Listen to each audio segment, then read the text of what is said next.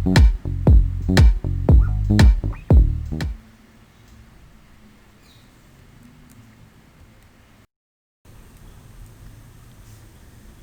Gurubhyo Namaha. Children, I hope you all are doing well. And today we start with lesson number 4, and this is the first module. Our lesson number 4 is reproduction in plants. One day Shriyan was flying a kite.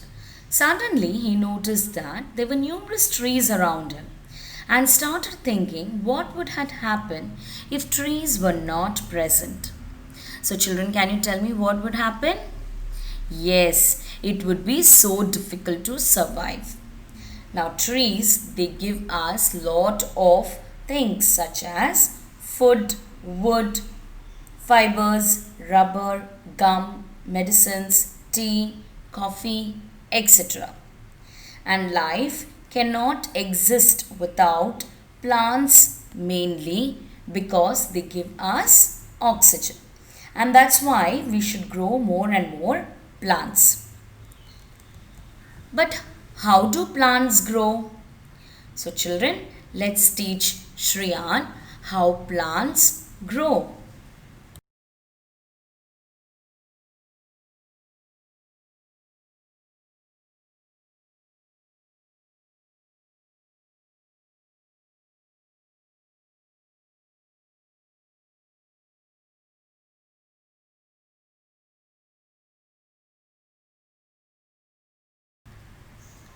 And what is the importance of reproduction?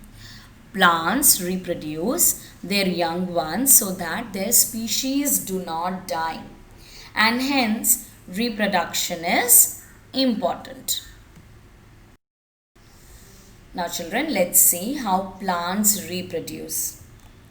Plants reproduce in two ways. And many of the plants, they produce through seeds.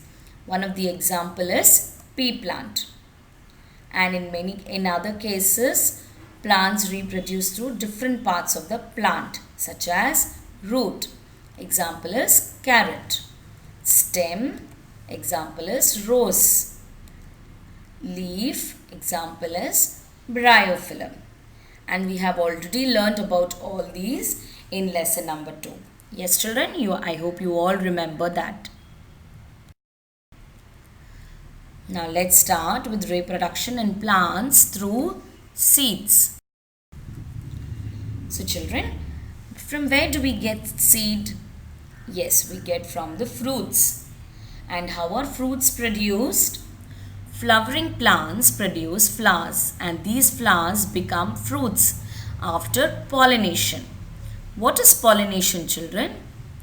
Yes, in the next slide we will learn what is pollination. Fruits have one or more seeds inside them. So before we learn what is pollination, let us quickly revise the parts of a flower.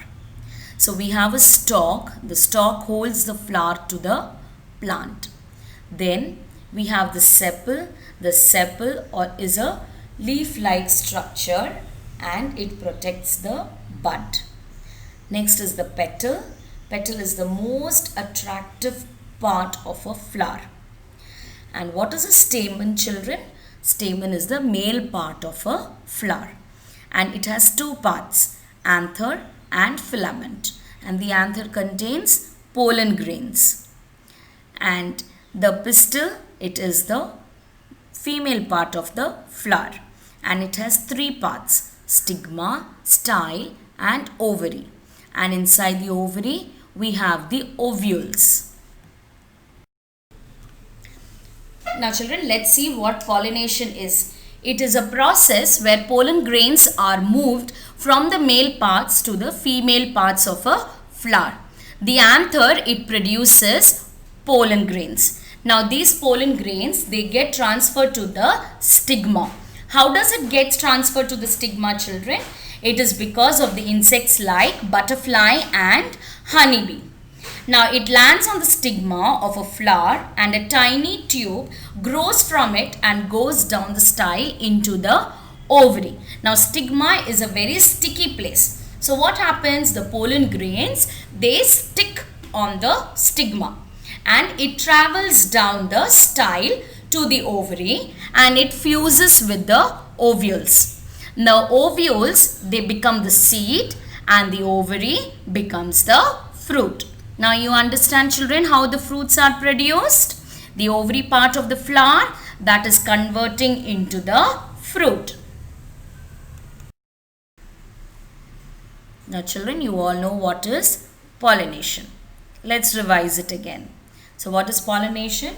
It is the transfer of the pollen grains from the anther to the stigma of the same flower or another flower. And who helps in the transfer? Insects like butterflies and honeybees. And what will happen to the pollen grains? The pollen grains, when it falls on the pistil, it sticks to the stigma and it travels down the style and it reaches the ovary. And inside the ovary, the pollen grains will get mixed or fuses with the ovules. And finally, the ovary part, it gets converted into a fruit and the ovules, they become the seed of the fruit. Clear, children? Now what is a seed? A seed is a small hard structure present inside the fruit. Now some fruits may not have seeds at all. Some fruits may have few seeds like the apple, and some fruits may have just one seed like the mango, and some fruits may have many seeds. Yes, so can you give me one example of a fruit which has many seeds? Yes, watermelon, papaya. Yes.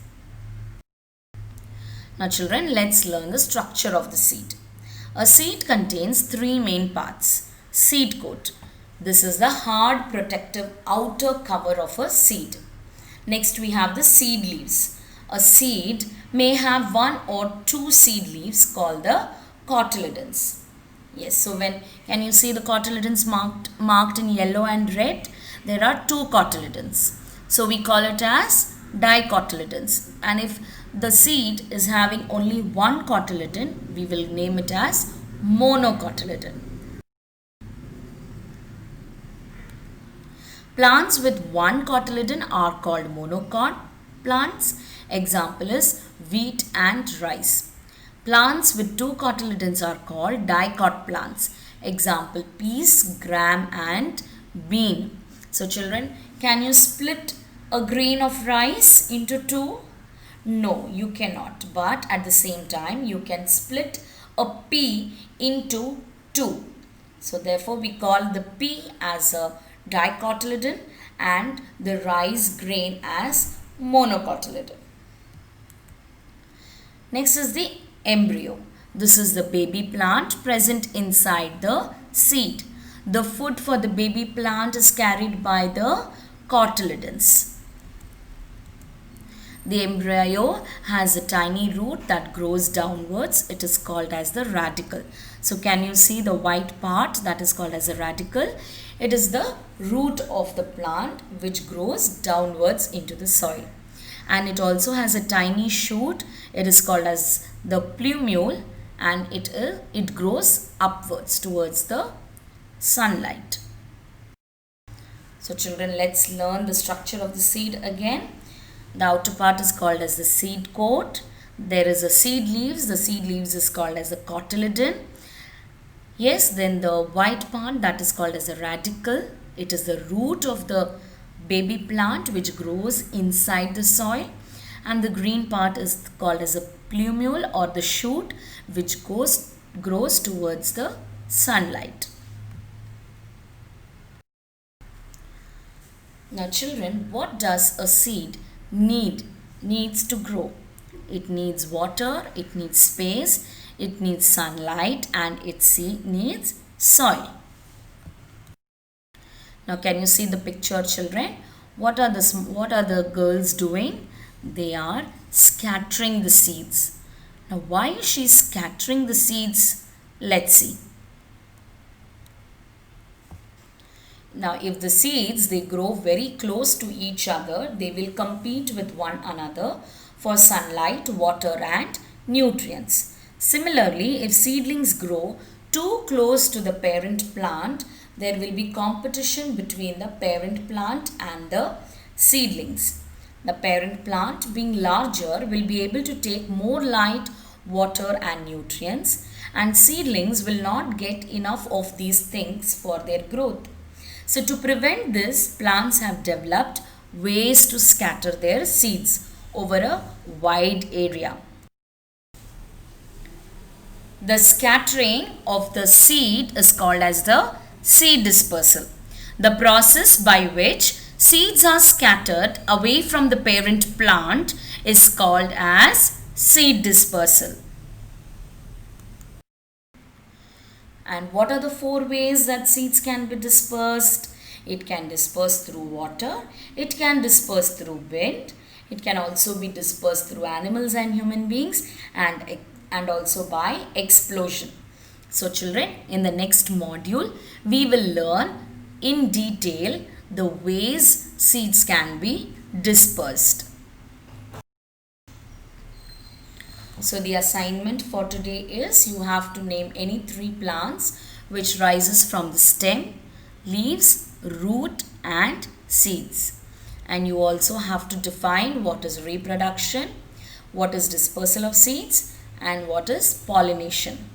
And you need to draw a neat label diagram of the structure of the seed.